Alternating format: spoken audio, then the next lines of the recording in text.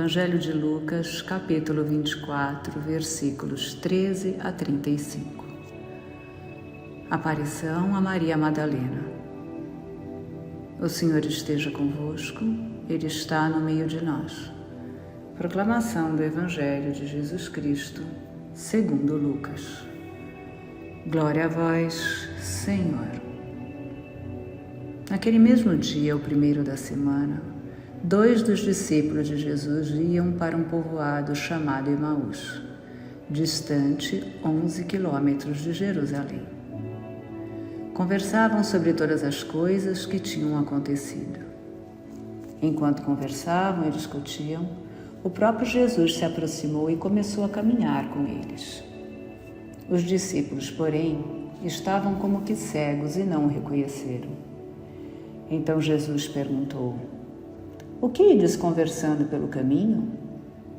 Eles pararam com o rosto triste e um deles, chamado Cleófas, lhe disse: "Tu és o único peregrino em Jerusalém que não sabe o que lá aconteceu nesses últimos dias?"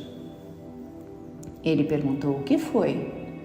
E os discípulos responderam: "O que aconteceu com Jesus, o Nazareno, que foi um profeta poderoso em obras e palavras, diante de Deus e diante de todo o povo. Nossos sumos sacerdotes e nossos chefes o entregaram para ser condenado à morte e o crucificaram. Nós esperávamos que ele fosse libertar Israel, mas apesar de tudo isso, já faz 3 dias que todas essas coisas aconteceram. É verdade que algumas mulheres do nosso grupo nos deram um susto. Elas foram de madrugada ao túmulo e não encontraram o corpo dele. Então voltaram dizendo que tinham visto anjos e que estes afirmaram que Jesus está vivo. Alguns dos nossos foram ao túmulo e encontraram as coisas como as mulheres tinham dito. A ele, porém, ninguém o viu." Então Jesus lhes disse: "Como sois sem inteligência e lentos para crer em tudo o que os profetas falaram? Será que o Cristo não deveria sofrer tudo isso para entrar na sua glória?" E começando por Moisés e passando pelos profetas, explicava aos discípulos todas as passagens da Escritura que falavam a respeito dele. Quando chegaram perto do povoado para onde iam, Jesus fez de conta que ia mais adiante. Eles, porém, insistiram com Jesus, dizendo: "Fica conosco, pois já é tarde e a noite vem chegando." Jesus entrou para ficar com eles. Quando se sentou à mesa com eles, tomou o pão, abençoou, partiu e lhes distribuía.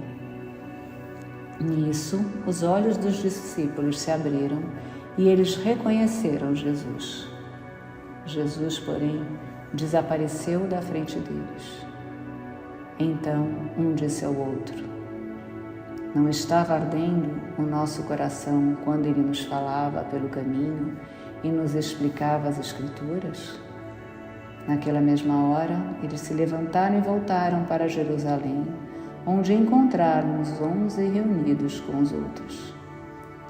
E estes confirmaram: "Realmente, o Senhor ressuscitou e apareceu a Simão." Então os 2 contaram o que tinha acontecido no caminho e como tinham reconhecido Jesus ao partir o pão. Palavra da salvação. Glória a vós, Senhor. E estes confirmaram: "Realmente, o Senhor ressuscitou e apareceu a Simão." Lucas, capítulo 24, versículo 34. Na segunda-feira, a liturgia nos trouxe a primeira aparição do Rei dos Judeus aos discípulos segundo Mateus. Ontem foi a vez do Evangelho de João contar a primeira aparição do Filho de Deus e hoje é a vez de Lucas mostrar o Filho do Homem, se revelando aos discípulos em Emaús. O evangelista nos conta que um dos discípulos é Cleófas, mas não teve nenhuma preocupação em citar o nome de seu companheiro, porque não era importante constar este nome na narrativa. O mais importante para Lucas não era quem, Cleófas e mais um, mas o que estavam voltando para casa, o porquê tinham perdido a fé e principalmente o resgate, onde o Jesus ressuscitado se revela a eles, iniciando o processo de retomada da fé. A crucificação de Jesus foi um duro golpe para a comunidade cristã. Com ela, vieram abaixo os projetos de libertação. As palavras e as ações do Mestre pareciam dignas de crença. Sua forma de ser era especial, completamente diferente do que até então se tinha visto. Sua morte, no entanto, deixou em seus seguidores o sabor da frustração. Nossos sumos sacerdotes e nossos chefes o entregaram para ser condenado à morte e o crucificaram. Nós esperávamos que ele fosse libertar Israel, mas apesar de tudo isso, já faz 3 dias que todas essas coisas aconteceram. Os discípulos de Emaús retratam os cristãos desiludidos. Estão pessimistas, centrados em si mesmos, incapazes de projetar-se para além dos próprios horizontes. O coração estava obscurecido por não conhecerem ou não mergulharem nas Escrituras, mas, sobretudo, por falta de fé. Alguns dos nossos foram ao túmulo e encontraram as coisas como as mulheres tinham dito. A ele, porém, ninguém ouviu. Foi preciso que o Senhor os chamasse à realidade.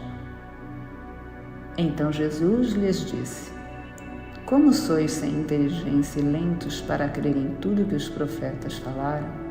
Será que o Cristo não devia sofrer tudo isso para entrar na sua glória?